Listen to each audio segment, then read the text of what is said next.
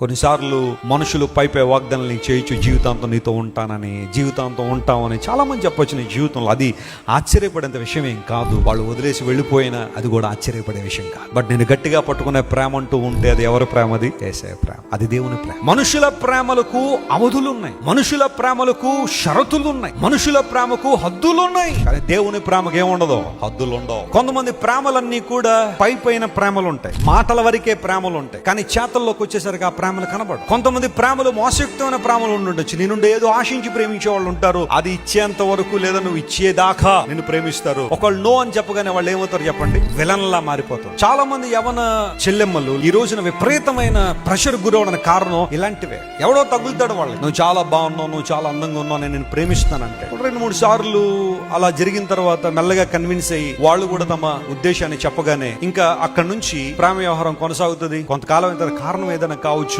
బహుశా అమ్మాయి ఏదో ఉద్దేశాన్ని బట్టి ఇక చాలు, ఇక వద్దు అనగానే ఇప్పుడు ఇతనిలో ఉన్న క్రూరత్వం అంతా ఏమవుతుందో చెప్పండి? బయటకు వచ్చి బ్లాక్ మెయిల్ చేస్తాడు. నేను చచ్చిపోతానంటాడు, నేను విషయం తాగేస్తున్నాను అంటాడు, రైలు కింద పడిపోతున్నాను అంటాడు, ఇదిగో ఇప్పుడు వెళ్ళిపోతున్నాను అంటాడు. ఆ మెసేజ్ చదువుతూ ఉంటే కొంతమందికి రాత్రులు నిద్ర పట్టక ఏడుస్తూ చేతులు వణిగిపోతూ, ఫోన్ చూడాలంటే కూడా చేతులు వణిగిపోతూ ఏమైపోద్దో, ఏం జరిగిపోద్దన్న ఆలోచనతో ఎంతమంది యవన బిడ్డలు ఈ రోజున విపరీతమైన స్ట్రెస్ గురైపోతారు, అనారోగ్యం పాలైపోతారు. లేఖనాలు సెలవిస్తున్నాయి, మనుషుల ప్రేమలకు హద్దులు ఉన్నాయి, మనుషుల ప్రేమలకు షరతులు ఉన్నాయి. ఆ ప్రేమలు కొంతకాలం ఉండి కొంతకాలం తర్వాత గతించిపోయే శాశ్వత ప్రేమలు ఏమీ లేవు. దేవుని ప్రేమ గొప్పదని నువ్వు తెలుసుకున్న రోజున, ఆ ప్రేమ నిన్ను విడిచిపెట్టదని తెలుసుకున్న రోజున, ఆ ప్రేమ నిన్ను నిలబెట్టే ప్రేమ నువ్వు తెలుసుకున్న రోజున, నీకోసం ప్రాణం పెట్టిన దేవుడు నువ్వు నిత్య రాజ్యంలో విహరించాలని నీకోసం కల్లువరి శిలువను, కఠోరమైన శిలువను కౌగలించుకున్న యేసయ్య ప్రేమ నువ్వు తెలుసుకున్న రోజున ఈ లోకసమైన ప్రేమలు వెంబడి నువ్వు పడవు.